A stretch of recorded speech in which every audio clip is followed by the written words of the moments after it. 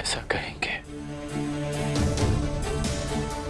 ये तो मैं स्वप्न में भी नहीं सोच सकता था मामाई। गंगा की धारा को अपने बाणों से रोक देने वाले भीष्म,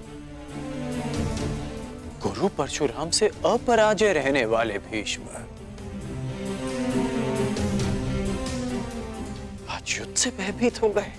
अंगराज कर्ण, तुम एक योद्धा हो, यह भली भांति जानते हो कि सर्वश्रेष्ठ युद्ध वही है जो कभी हो ही ना। महाराज धृतराष्ट्र ने जो निर्णय लिया है वही उचित है। मैंने हस्तिनापुर की सुरक्षा का प्रण लिया है, जिसमें हस्तिनापुर की निर्दोष प्रजा के साथ साथ उसकी सेना भी सम्मिलित है। सबके पास मेरी भांति इच्छा मृत्यु का वरदान नहीं। यदि बिना युद्ध के वो सुरक्षित रह पाते हैं तो यही श्रेष्ठ है और इसमें कोई अन्याय नहीं, क्योंकि नियम यही था। यदि अज्ञातवास में पांडव पहचाने गए तो उन्हें पुनः वनवास पर जाना होगा। परंतु मैंने 12 वर्षों तक जो शक्ति एकत्रित की है वो युद्ध के लिए की है, हस्तिनापुर की सुरक्षा के लिए की है। शक्ति की सृजन का अर्थ ये नहीं कि उसे यूं ही व्यर्थ जाने दिया जाए। तुम्हारे एक अधूरे द्वंद्व को पूर्ण करने के लिए हस्तिनापुर के अस्तित्व की बलि नहीं दी जा सकती।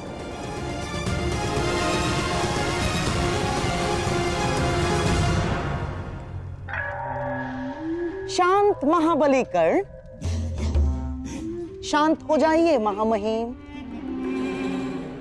महाराज, यदि आपकी आज्ञा हो तो मैं कुछ कहूं? आज्ञा है। महाराज, मुझे लगता है कि अंगराज कर्ण का मत तर्कसंगत है।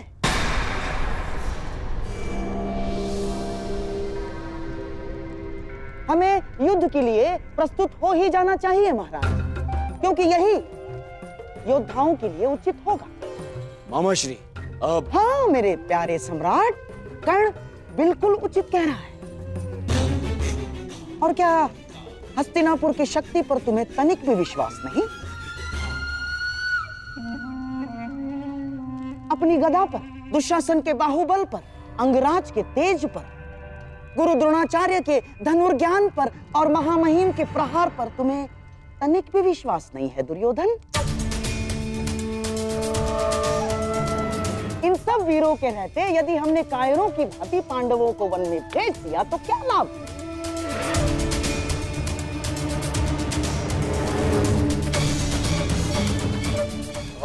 मेरी बात समझो मेरे प्यारे सम्राट। कर्ण उचित कह रहा है।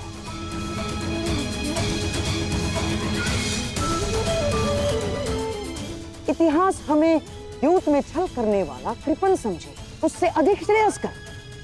इतिहास हमें युद्ध में वीर गति प्राप्त करने वाला वीर समझे।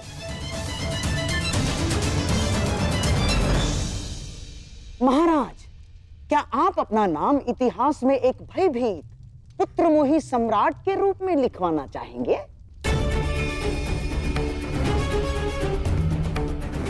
बारह वर्ष महाराज, 12 वर्ष मैंने कर्ण के समक्ष रहकर बिताए हैं और 12 वर्ष मेरे सम्राट दुर्योधन ने कर्ण के साथ मिलकर जो पराक्रम किए हैं, जो तपस्या की है, उसे हम यूं ही व्यर्थ जाने देंगे महाराज? ना, उस तपस्या को, उस पराक्रम को यूं ही व्यर्थ नहीं जाने दे सकते महाराज। हम राजनीति में कूटनीति का बहुत बड़ा स्थान होता है महाराज, माना, परंतु कभी कभी युद्ध ही एकमात्र त्राण रह जाता है। कहीं इतिहास ये कहकर हस्तिनापुर का अपयाश ना करे महाराज कि उसने अपना अंतिम युद्ध द्यूत की बिसात पर खेल डाला ना।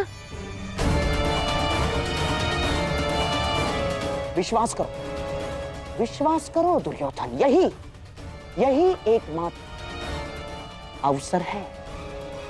मान लो मेरी बात।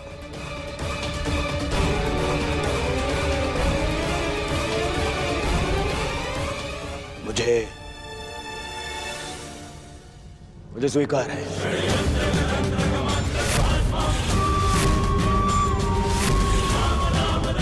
यदि युवराज की यही कामना है तो यही सही। सभा समाप्त हुई।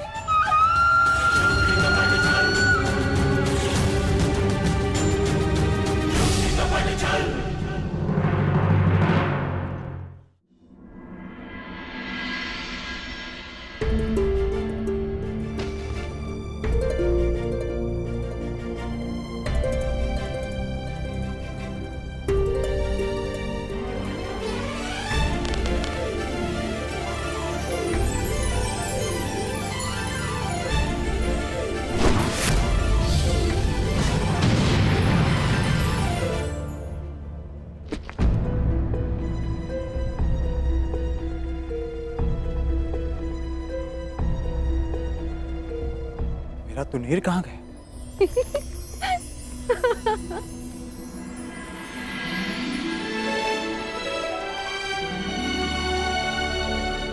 कब से देखे जा रही हूँ वीर, अभ्यास पे अभ्यास किए जा रहे हैं। तने विश्राम तो कर लो। मेरे पास विश्राम का समय नहीं। मुझे मेरा तुनीर लौटा दीजिए देवी। उर्वशी नाम है मेरा।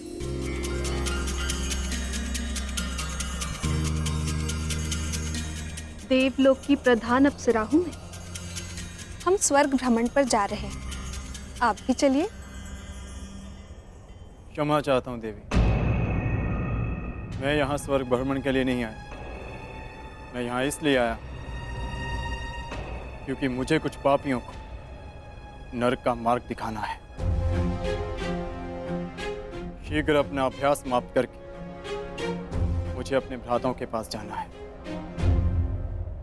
जो दूर है उसकी इतनी चिंता, और जो समीप है उसका प्रेम और अभिवादन स्वीकार ही नहीं रहे हो।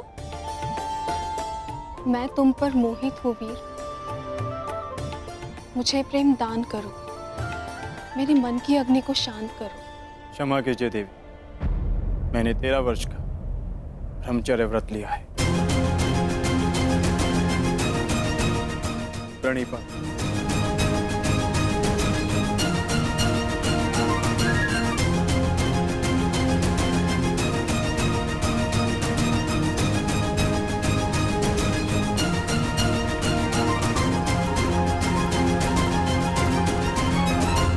पाना तनिक कठिन है वीर, और यदि लक्ष्य जितना कठिन हो उसे पाने का आनंद दुगना हो जाता है।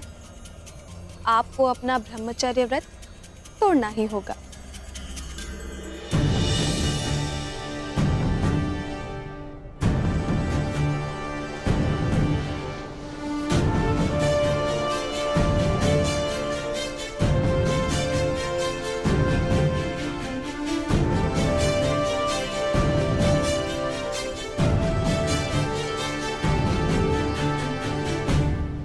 सागर की लहरों का स्वर सुन रहे हैं मामही? युद्ध की रणभेदी सुनाई दे रही है ना आपको? आप कितना भी प्रयास कर लीजिए इस युद्ध को रोकने का, परंतु हस्तिनापुर के द्वार पर 12 वर्ष पूर्व ही युद्ध का शंखनाद हो चुका है। हाँ, जानता हूं। इसी कारण इस युद्ध को रोकने का प्रयास कर रहा हूं। राज्यसभा में मैंने इस युद्ध का विरोध इसलिए किया क्योंकि बात सिर्फ हस्तिनापुर की सुरक्षा की नहीं। यदि युद्ध हुआ तो आपको युवराज दुर्योधन का साथ देना पड़ेगा। और आप नहीं चाहते कि आपको पांडवों के विरुद्ध अस्त्र उठाने पड़े, और आप ये भी नहीं चाहते कि भाई भाई के विरुद्ध शस्त्र उठाए। हाँ, मैं नहीं चाहता कि भाई भाई पर शस्त्र उठाए, क्योंकि इस युद्ध से विनाश के अतिरिक्त कुछ नहीं मिलने वाला। मिलेगा,